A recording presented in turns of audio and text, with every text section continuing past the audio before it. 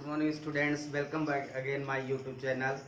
Now today I will start an important subject physics class 11th. आज class 11th की शुरुआत करने जा रहा हूँ. क्लास 11th फिजिक्स की शुरुआत हो रही है, जिसमें आज हम लोग बहुत बेसिक फंडामेंटल्स लॉस पढ़ेंगे, मीन्स व्हाट इज फिजिक्स पढ़ेंगे. ये जानने का प्रयास करेंगे कि फिजिक्स क्या होती है. व्हाट इज फिजिक्स की चर्चा करते हुए हम लोग कुछ रूल्स, फंडामेंटल्स और फिजिक्स के बारे में, और फिजिक्स हम लोग क्यों पढ़ते हैं, इन सारी चीज़ों का आज हम डिस्क्राइब करने जा रहे हैं. तो फर्स्ट चैप्टर जो हमारा है 11th फिजिक्स का फिजिकल वर्ड है. First chapter physical words. Competition में इस चैप्टर से कोई क्वेश्चन नहीं आता है.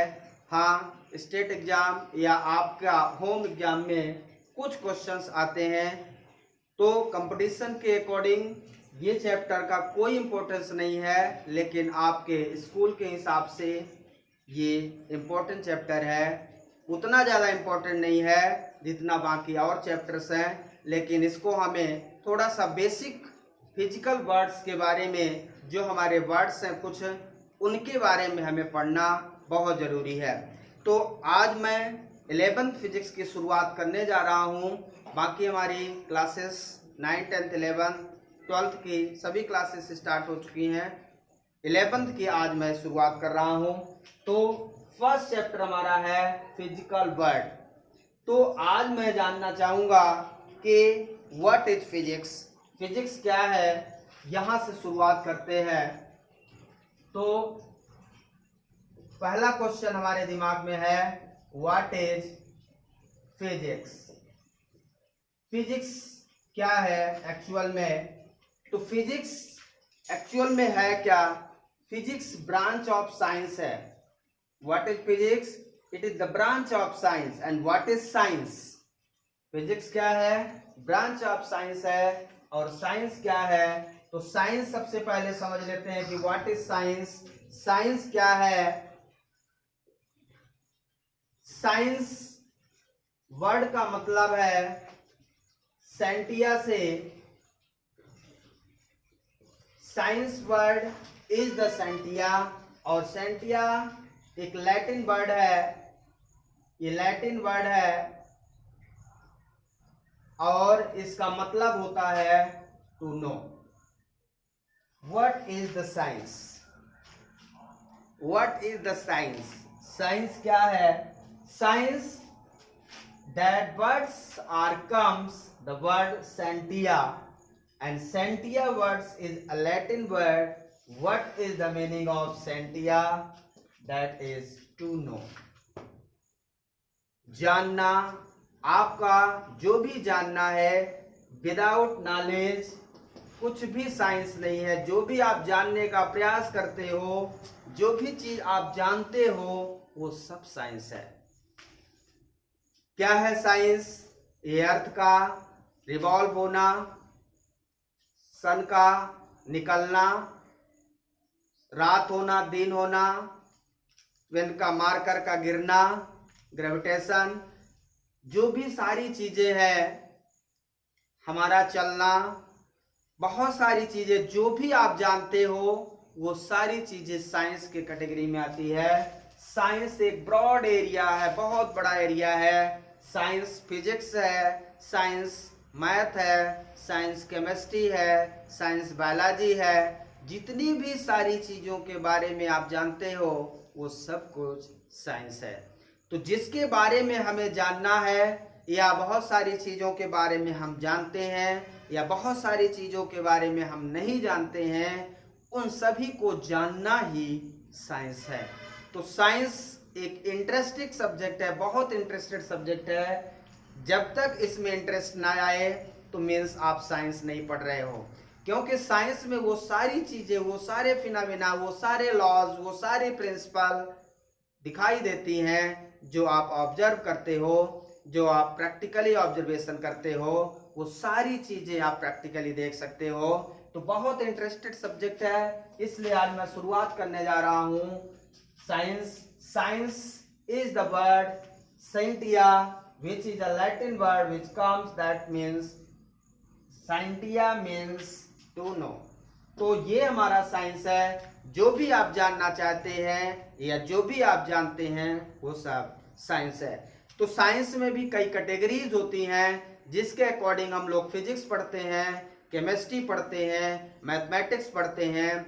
तो कैटेगरीज के अकॉर्डिंग जो भी डिवीजन है साइंस का, सबका मतलब नो है, टू नो। लेकिन अब किन किन चीजों के बारे में हम फिजिक्स कहते हैं, किस किस चीजों के बारे में स्टडी करते हैं, तो हम उसे फिजिक्स कहते हैं, मैथमेटिक्स कहते हैं और केमिस्ट्री कहते हैं। तो है सभी branch of physics. Chemistry is the branch of physics, mathematics is the branch chemistry is the branch of science, mathematics is the branch of science, physics is the branch of science. तो सभी science की branch है। सभी का मतलब होता है सभी से हमें क्या मिलता है, नॉलेज मिलता है, कुछ जानने का मौका मिलता है। इसका मतलब है साइंस पढ़ रहे हैं। तो आज मैं शुरुआत करता हूं क्वेश्चन से, what is physics. What is physics. Physics क्या है।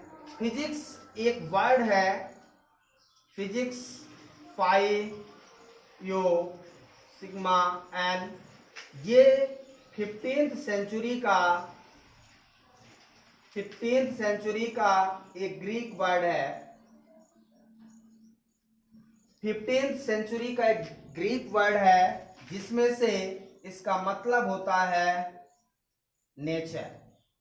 इसका मतलब क्या होता है, nature. These words that means a nature, and nature is the physics. And nature is the physics. किसी भी चीज का नेचर जानना, हमारा नेचर क्या है ये आपको पता है। किसी भी ऑब्जेक्ट का नेचर क्या है, सन का रिवॉल्व होना या अर्थ का रिवॉल्व होना, सन का इधर से उधर जाना, हमारा इधर से उधर जाना, पेड़ पौधे जो भी हैं इनका क्या नेचर है। जितनी भी सारी एक्टिविटीज होती है, प्लैनेट्स हैं, सभी का नेचर कुछ ना कुछ होता है। उसी नेचर को हम जानते हैं और उसी के नेचर में स्टडी करते हैं। इन सारी चीजों मीन्स जब हम गहराई से अध्ययन करते हैं, स्टडी करते हैं, तब हमें फिजिक्स का नॉलेज मिलता है। तो फिजिक्स एक बहुत बेसिक सब्जेक्ट है, जिनमें आपके चारों तरफ होने वाली एक्टिविटीज का रिलेशन पता चलता है, नेचर पता चलता है, और यही सब कुछ हमें स्टडी करना है। रात होना, दिन होना, सूर्य, चंद्रमा, जितने भी प्लैनेट हैं, ये सभी के बारे में जानना हम फिजिक्स कहते हैं। तो नेचर हमारा फिजिक्स कहलाता है। फिजिक्स क्या है, यहां से हम शुरुआत करते हैं। तो that is the 15th century word, Greek word, that means a nature, and nature is the physics. It is the branch of science. It is the branch of science. It is the branch of science which deals with the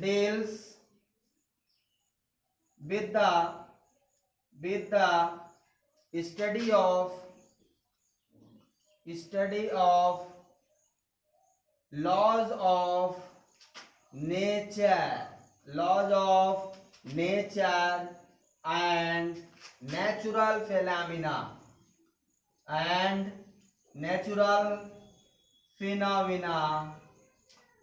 So this is the physics. What is the physics? It is the branch of science which deals with the study of laws of nature and natural phenomena. Laws of nature and natural phenomena. Nature का law क्या है, अर्थ का revolve होना, this is the natural phenomena, है ना। सूर्य का उगना natural phenomena है, दिन रात होना नेचुरल फेनामिना है। ये सारी चीजें स्टडी हम लोग करेंगे, जिसे हम फिजिक्स कहते हैं। समझ में आ रहा है। So these are physics, and what is physics? This is the laws of nature and natural phenomena. Interested subject है, इसको समझने का प्रयास करेंगे। अब फिजिक्स के बाद हम आते हैं two fundamental properties in physics. Two fundamental properties in physics. Physics की दो फंडामेंटल प्रॉपर्टीज होती हैं, two fundamental properties in physics. इसमें नंबर फर्स्ट हमारा है unification. Unification that means for what? Unification का क्या मतलब है? अटेम्प्ट टू एक्सप्लेन, इसका मतलब है attempt to explain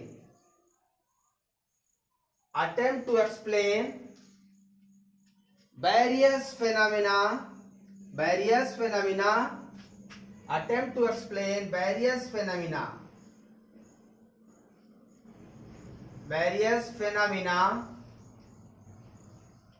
attempt to explain various phenomena through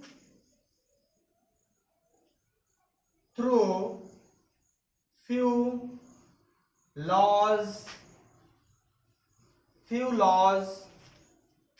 कुछ नियम के द्वारा हम वेरियस फिनोमेना को एक साथ जब डिस्कस करते हैं, बहुत सारी चीजों को हम एक साथ जब डिस्कस करते हैं, यूनिफिकेशन कहलाता है। यूनिफिकेशन अपना आपको पता ही होगा कि यूनिफाइड करना मीन्स बहुत सारी चीजों को एक साथ बता देना। बहुत सारे वर्ड्स होते हैं जिसमें एक वर्ड से ही बहुत सारी चीजों को एक्सप्लेन कर देना यूनिफिकेशन कहलाता है। तो बहुत सारी चीजों को हमारे साइंटिस्टों ने बहुत सारी चीजों को एक साथ बता दिया कि इन सभी में ये होने वाला है। जैसे कोई भी बॉडी गिर रही है, फॉलिंग ऑफ बॉडी किसके कारण गिर रही है? ग्रेविटेशन फोर्स के कारण, due to the gravity, motion of satellite. ये सारी चीजें एक ही वर्ड से मिलती हैं, universal law of gravitation. Means इन सारी चीजों को एक साथ डिस्कस कर दिया गया है, जिसे हम यूनिवर्सल लॉ ऑफ ग्रेविटेशन कहते हैं। तो यूनिफिकेशन का मतलब है attempt to explain various phenomena through few laws. कुछ नियम से हम बहुत सारे फिनोमेना को एक साथ जब डिस्कस करते हैं, उसे हम कहते हैं यूनिफिकेशन। अब यूनिफिकेशन में जैसे हम बात करें, इसको एग्जांपल के तौर पे फ्री फॉल होना, फ्री फॉल ऑफ बॉडी का फ्रीली गिरना। फ्री फॉल का मतलब ये इस तरह से कोई बॉडी गिर जाती है। दूसरा motion of planet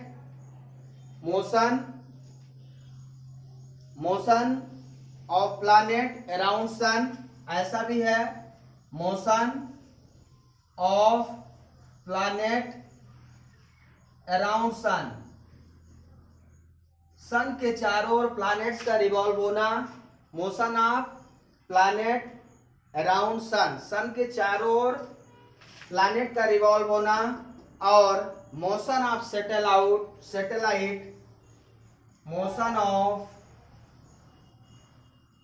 satellite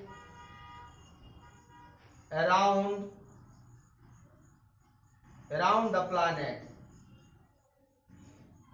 satellite का प्लैनेट के अराउंड रिवॉल्व होना, ये सारी चीजें क्या कहलाती है?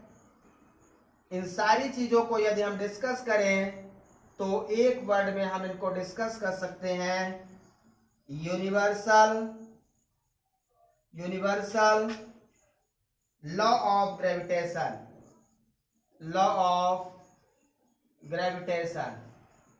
यूनिवर्सल लॉ ऑफ ग्रेविटेशन, इन सभी चीजों को एक साथ एक नियम से हम बता रहे हैं, यही तो यूनिफिकेशन है। यूनिफिकेशन का मतलब वेरियस चीजों को एक लॉ से, एक माध्यम से, एक टर्म से डिस्कस करना यूनिफिकेशन है। तो फिजिक्स में बहुत इंपॉर्टेंट टर्म है यूनिफिकेशन। बहुत सारी चीजों को हम एक साथ डिस्कस करते हैं, जिसे हम यूनिफिकेशन कहते हैं। यूनिवर्सल लॉ ऑफ ग्रेविटेशन आपने 9th में पढ़ा होगा, और यदि नहीं पढ़ा है तो इसको आप 11th में भी पढ़ेंगे।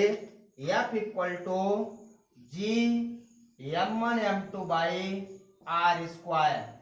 सो यहाँ पे universal law of gravitation a force होता है when two bodies separated some distance R, दोनों डिस्टेंस आर पे रहती हैं तो उनके बीच में यूनिवर्सल फोर्स लगता है, जिसे न्यूटन्स ने बताया था। एप्पल का गिरना, न्यूटन्स ने बताया था एप्पल का गिरना दैट मीन्स फ्री फॉल होना। तो falling of Apple that means free fall of a body. यहाँ पे कोई भी बॉडी फ्री स्वतंत्रता पूर्वक गिरती है तो इसमें एक फोर्स लगता है। एक बॉडी का मास ये एक अर्थ हो गया, जिसके कारण यहाँ पे एक फोर्स लगता है और ये हमेशा फोर्स ऑफ अट्रैक्शन होता है। Gravitation force always force of attraction, force of attraction होता है। ये फोर्स रिपल्सिव नहीं होता, ये केवल हर बॉडी को, कोई भी बॉडी हो यदि उसमें मास है तो वो उसको अट्रैक्ट कर लेता है अर्थ। तो यही मतलब है इस यूनिवर्सल लॉ ऑफ ग्रेविटेशन का। इसी में सेकेंड लॉ ऑफ थर्मोडायनेमिक्स या लॉ ऑफ थर्मोडायनेमिक्स आपने पढ़ा होगा। लॉ ऑफ थर्मोडायनेमिक्स ये हो गया हमारा law of thermodynamics. Law of thermodynamics 11th में पढ़ेंगे ये लॉ ऑफ थर्मोडायनेमिक्स। आप आगे पढ़ेंगे delta Q equal to delta W plus delta U. ये कहता है कि जो हमारी हीट होती है, जितना आप वर्क करोगे हीट उतनी ही प्रोड्यूस होगी और वो एनर्जी के रूप में रिलीज होगी। मीन्स वर्क करने से हीट प्रोड्यूस होती है और हीट से एनर्जी जनरेट होती है, और जो हीट जितनी ज्यादा एनर्जी प्रोड्यूस होगी मीन्स हीट हमारी वर्क के और एनर्जी के सम के बराबर होगी। तो जब हम मान लो अपने हैंड को रब करते हैं इस तरह से तो हाथ में क्या जनरेट होता है, जैसे ही हाथ रब करते हैं क्या होता है, यहाँ एक हीट प्रोड्यूस होती है और वो हीट जितना हम वर्क करेंगे उतनी ज्यादा हीट प्रोड्यूस होगी। और हीट अब जैसे हीट प्रोड्यूस होगी तो हीट एक काइनेटिक एनर्जी में या पोटेंशियल एनर्जी में, तो यहाँ पे काइनेटिक एनर्जी में वो हीट बाहर की ओर निकलेगी या बॉडी के अंदर जाएगी, इंटरनल एनर्जी या एक्सटर्नल एनर्जी के रूप में स्टोर होगी। तो जैसे ही यहाँ पे एनर्जी मीन्स वर्क और एनर्जी का सम थर्मोडायनेमिक्स कहलाता है। तो ये चीज हम जब एक्सप्लेन करेंगे आगे 11th में ही आप पढ़ेंगे, उसकी टेंशन ना लें, तो हम वहां पे डिस्कस करेंगे कि what is the law of thermodynamics. ठीक है, तो बहुत सारी चीजों को, वर्क को, हीट को, एनर्जी को एक साथ यूनिफाई कर रहा है ये लॉ। ये जो लॉ है हमारा थर्मोडायनेमिक्स, हीट को, टेम्परेचर को, वर्क को एक साथ एक्सप्लेन करना हमारा लॉ ऑफ थर्मोडायनेमिक्स, इसीलिए इसको भी हम कहते हैं यूनिफिकेशन। समझ में आ रहा है? तो यूनिफिकेशन का मतलब है कि बहुत सारी चीजों को, वेरियस फिनोमिना को एक साथ एक्सप्लेन करना ही हमारा इस कैटेगरी में आता है। तो यूनिफिकेशन आप समझ गए होंगे, इसका मतलब बहुत सारी चीजों को एक साथ एक्सप्लेन करना ही यूनिफिकेशन कहलाता है। क्लियर है? अब सेकंड इसमें होता है रिडक्शनिज्म। रिडक्शनिज्म हमारा सेकंड पार्ट इसी का है। फर्स्ट यूनिफिकेशन, सेकंड इसमें है रिडक्शनिज्म।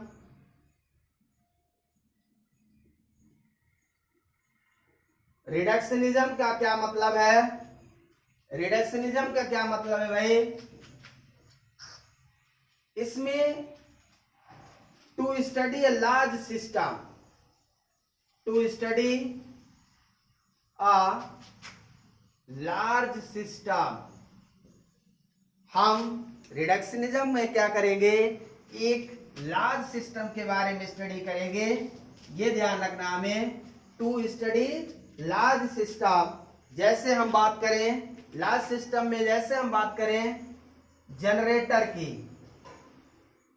हम बात करते हैं किसकी? जनरेटर की। तो जनरेटर में कौन कौन सी चीजें होती हैं? मैग्नेट लगा होता है, आपने देखा होगा टेंथ में पढ़ा है मैग्नेट, जिसको हम परमानेंट मैग्नेट कहते हैं। आर्मेचर लगा होगा, आर्मेचर कॉइल होता है। और क्या है इसमें, ब्रूसेस लगे होंगे। और क्या है, स्प्लिट रिंग होगी। क्या होगी, ये सारे parts means study a large system. जब हम लार्ज सिस्टम के बारे में स्टडी करते हैं उसे हम रिडक्शनिज्म कहते हैं। What to be says that reductionism. Reductionism unification, unification to study various laws. सभी चीजों को हम एक साथ जब डिस्कस करते हैं तो उसे हम यूनिफिकेशन कहते हैं। और जब बहुत बड़ी चीज के बारे में डिस्कस करते हैं जैसे मोटर, मोटर में भी यही सारी चीजें होती हैं। परमानेंट मैग्नेट होता है और आर्मेचर होता है, आर्मेचर होता है, ब्रूसेस होता है, इसमें भी स्प्लिट रिंग होती है। ट्रांसफार्मर की बात करते हैं हम लोग, ट्रांसफार्मर की बात करते हैं, ये भी बड़ा सिस्टम है ट्रांसफार्मर। ट्रांसफार्मर में भी हम लोग बहुत सारी चीजों की बात करते हैं। ट्रांसफार्मर में कॉइल होता है, primary secondary coil, primary secondary होता है। और क्या होता है, इसमें बहुत सारी चीजें होती हैं। वाइंडिंग होती है, बाइंडिंग होती है, बैटरी होती है या एसी सोर्स होता है। बहुत सारी चीजों को मिला के जब कोई चीज बनता है उसे हम रिडक्शनिज्म कहते हैं। आपको समझ में आ गया होगा। तो बहुत सारी चीजों को मिलाकर एक सिस्टम बनता है, उसे रिडक्शनिज्म। और जब बहुत सारे फिनोमिना को एक फिनोमिना से डिस्कस कर दिया जाता है, बहुत सारी चीजों को एक साथ डिस्कस कर दिया जाता है, उसे हम यूनिफिकेशन कहते हैं। तो यहाँ पे दो टर्म आपने देखे, यूनिफिकेशन और रिडक्शनिज्म। दो वर्ड्स हमारे बहुत इंपॉर्टेंट थे जो फिजिक्स में यूज होते हैं। अब इसके बाद अब हम डिस्कस करने जा रहे हैं scope of physics. Scope of physics, physics का क्या स्कोप है, कहाँ कहाँ यूज है, किस में यूज है, ये हम जानना चाहते हैं। तो बेसिकली इंपॉर्टेंट है स्कोप ऑफ फिजिक्स।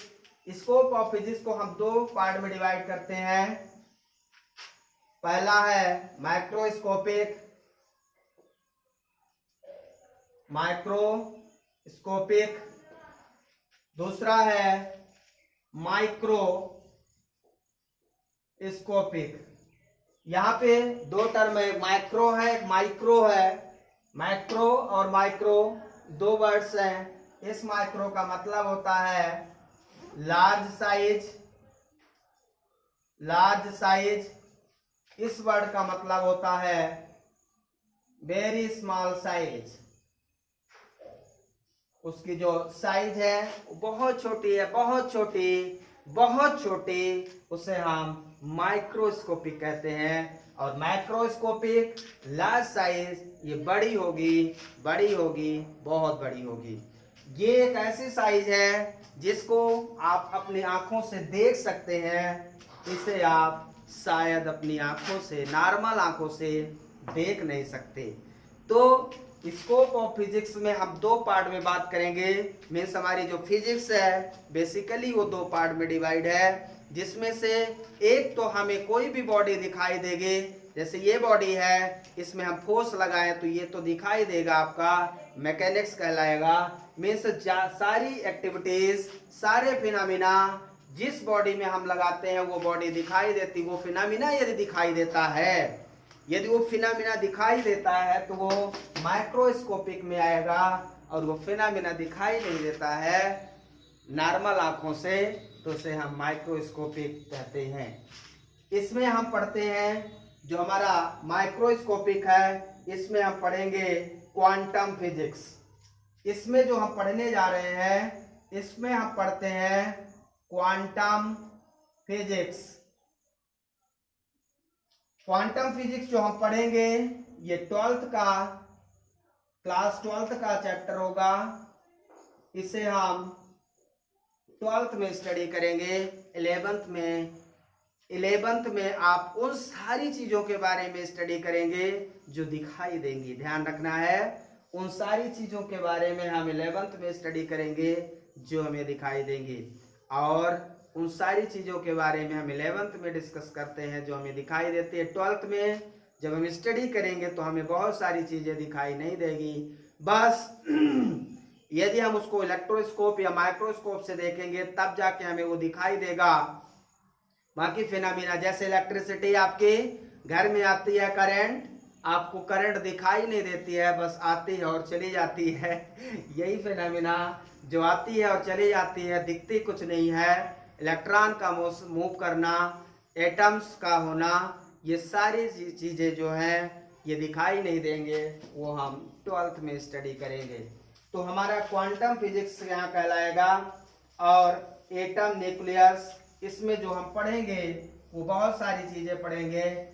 एटम के बारे में स्टडी करेंगे, न्यूक्लियस के बारे में स्टडी करेंगे, और यहाँ पे सेमीकंडक्टर के बारे में स्टडी करेंगे। जो भी है एटम, न्यूक्लियस, सेमीकंडक्टर, इनकी जो हम स्टडी करते हैं that is called quantum physics. तो क्वांटम फिजिक्स एक्चुअल में क्या है हमारा? Study about atom, nucleus and semiconductors, all the phenomenas. Semiconductor में हमारा ट्रांजिस्टर आएगा, एम्पलीफायर आएगा, बहुत सारी चीजें आएंगी।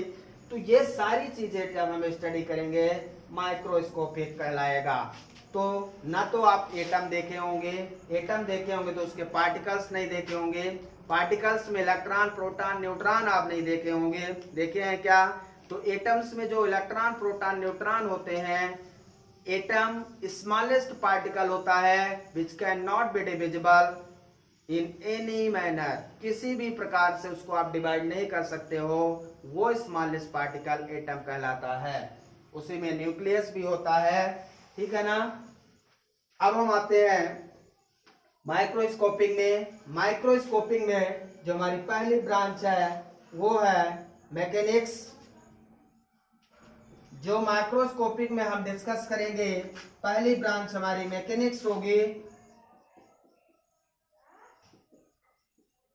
पहली ब्रांच हमारी मैकेनिक्स है।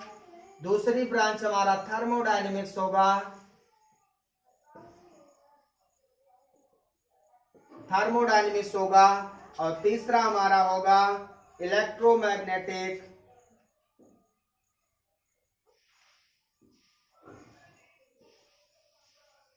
इलेक्ट्रोमैग्नेटिज्म।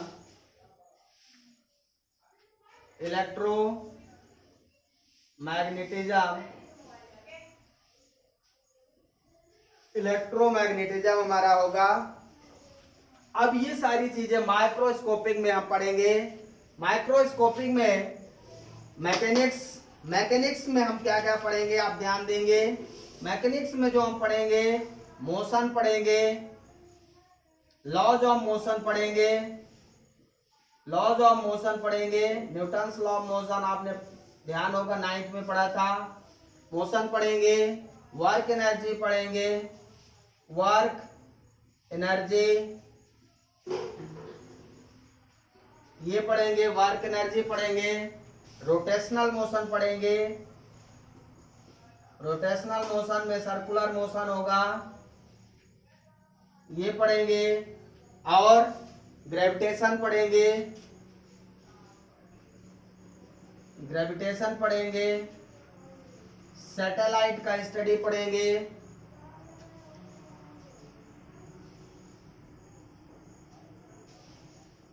सैटेलाइट के बारे में पढ़ेंगे। सैटेलाइट रिवॉल्व अराउंड द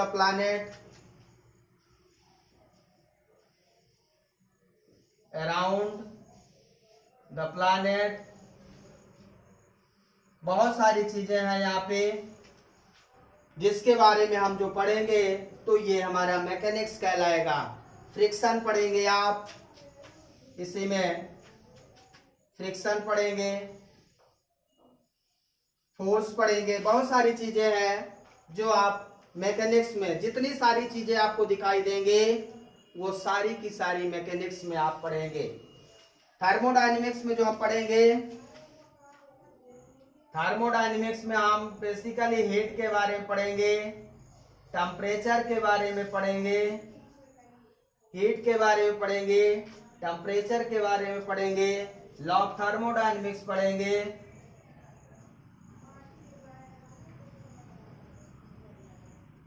बहुत सारी चीजें हैं। स्टीफन्स लॉ पढ़ेंगे, स्टीफन्स कूलिंग लॉ पढ़ेंगे, बायोन्सी फोर्स पढ़ेंगे, बहुत सारी चीजें थर्मोडायनेमिक्स, टेम्परेचर, फ्लूइड्स, इनमें टेम्परेचर से रिलेटेड जितनी भी सारी चीजें हैं वो हम थर्मोडायनेमिक्स, थर्मो का मतलब होता है थर्मल, डायनेमिक्स मतलब पर चेंज होते रहना, तो टेम्परेचर का फिनोमिना जितना भी होगा वो थर्मोडायनेमिक्स में पढ़ा जाएगा।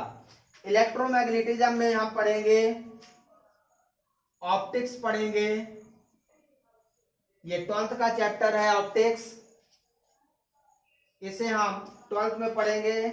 ऑप्टिक्स पढ़ेंगे, ऑप्टिक्स में हम रिफ्लेक्शन पढ़ते हैं, रिफ्रैक्शन पढ़ते हैं, रिफ्लेक्शन पढ़ेंगे, रिफ्रैक्शन पढ़ेंगे, बहुत सारी चीजें हैं इसमें भी। लेंस पढ़ेंगे, मिरर पढ़ेंगे, जो भी स्टडी हम करेंगे ये सब क्लास 12th में ऑप्टिक्स के बारे में स्टडी करेंगे, ठीक है। तो ये सारी चीजें जो हम डिस्कस करेंगे, चार्ज के बारे में स्टडी करेंगे, चार्ज के बारे में स्टडी करेंगे, कूलॉम्स लॉ पढ़ेंगे, कूलॉम्स लॉ पढ़ेंगे, ठीक है। इलेक्ट्रोमैग्नेटिज्म में बहुत सारी चीजें हैं, इलेक्ट्रिक फील्ड के बारे में स्टडी करेंगे, है ना। ये मैग्नेटिक फील्ड के बारे में स्टडी करेंगे,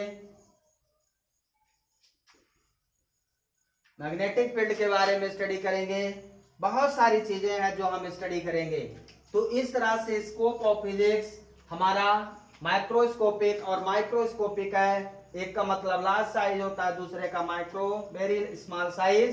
इस तरह से बहुत सारी चीजें, इनमें से ये पूरा पार्ट क्लास 12th का रहेगा, ये भी पार्ट हमारा पूरा का पूरा क्लास 12th का रहेगा।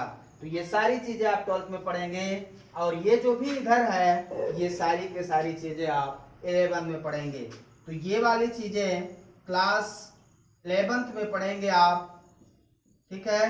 मैकेनिक्स और थर्मोडायनेमिक्स को आप 11th में पढ़ेंगे, बाकी फिर 12th में पढ़ेंगे, ठीक है ना। तो स्कोप ऑफ फिजिक्स समझ में आ गया है। अब इसी में हमारे मैक्सवेल साइंटिस्ट ने कुछ रूल्स दिए थे। मैक्सवेल या एनर्जी मास थ्योरी, जो mass energy theory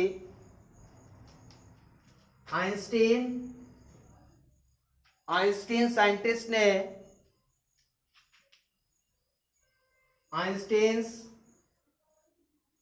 Albert Einstein के अकॉर्डिंग हमने एनर्जी का रूल दिया था, energy mass equivalence,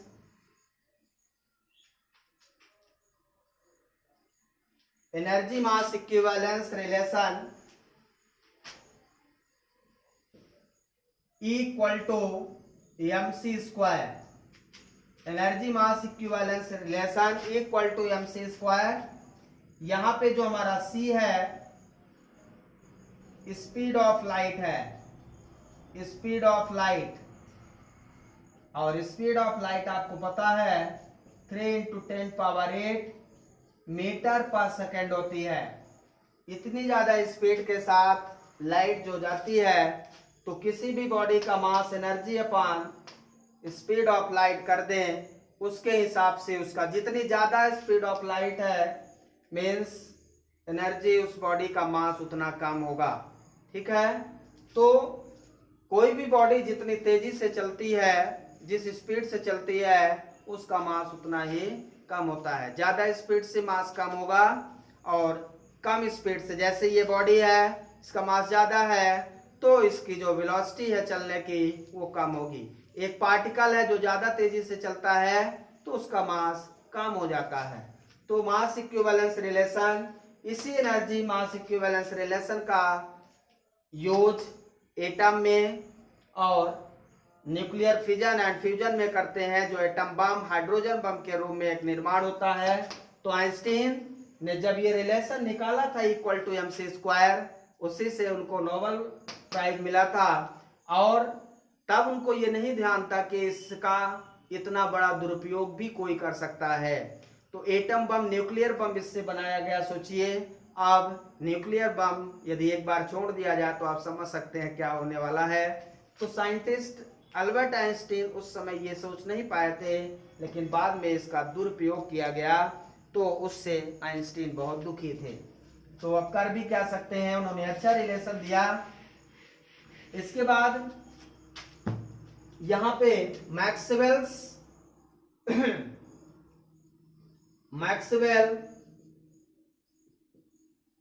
4 equation. Maxwell एक साइंटिस्ट हैं जिन्होंने बहुत बढ़िया रिलेशन दिया। इलेक्ट्रिक फील्ड, मैग्नेटिक फील्ड में, इलेक्ट्रिक फील्ड में अलग, मैग्नेटिक फील्ड में अलग, फिर दोनों को मिला दिया। Electric magnetic means electromagnetic field. तो इन्होंने जो इस साल तो 11th में ये आप नहीं पढ़ेंगे, मैक्सवेल इक्वेशन वेव चैप्टर है एक, उसमें थोड़ा सा पढ़ेंगे, लेकिन इसका जो रिलेशन है वो electromagnetism, electric field, magnetic field और दोनों को मिलाकर बनने वाला रिलेशन इन्होंने दिया है। बहुत अच्छा। ये भी यूनिफिकेशन में ही आता है, मीन्स बहुत सारी चीजों को एक साथ जब डिस्कस कर दिया जाता है तो यूनिफिकेशन है। तो मैक्सवेल के 4 इक्वेशन, पहला इक्वेशन इन्होंने बताया है इलेक्ट्रोस्टैटिक।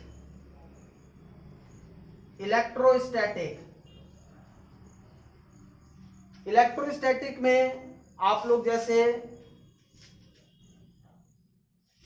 गॉस लॉ पढ़ते हैं, surface, close surface integration E dot ds equal to Q upon epsilon 0। ये आपने पढ़ा है, Q अपॉन एप्सिलॉन, ये 12th में पढ़ेंगे। तो इलेक्ट्रोस्टैटिक के बारे में इन्होंने डिस्कस किया है। इलेक्ट्रोडायनेमिक्स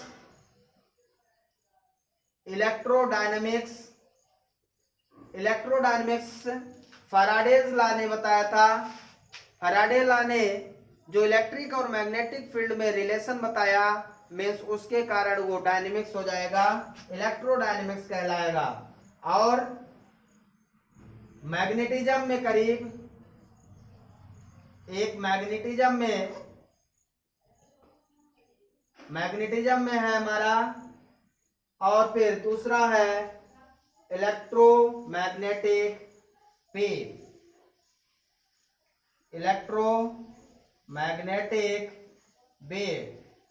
तो 4 इक्वेशन इन्होंने दिए थे। चारों इक्वेशन को हम स्टडी 12th में करेंगे। और इस प्रकार से ये भी एक यूनिफिकेशन, मीन्स इन सारी 4 चीजों को एक साथ डिस्कस किया गया है, यही तो हमारा है यूनिफिकेशन। तो फिजिकल वर्ड जो हमारा 11th का पहला चैप्टर, उसमें वर्ड का मीनिंग ही क्या है, यही चीज हमें पढ़ना है। और ये सारी चीजें जो मैं डिस्कस कर दिया हूँ, और कंपटीशन के अकॉर्डिंग इसका कोई इंपॉर्टेंस नहीं है, बस आपको स्टडी करना है यही थोड़ी सी सारी चीजों को, बेसिक फंडामेंटल्स रूल को। अगला जो हमारा चैप्टर आएगा वो ज्यादा इंपॉर्टेंट होगा। इस चैप्टर में तो बस बेसिक था, अगला चैप्टर एक बेसिक कॉन्सेप्ट के साथ और आएगा, जिसमें पेपर में क्वेश्चन आते हैं और आगे मैं डिस्कस करूंगा। Thank you, have a nice day.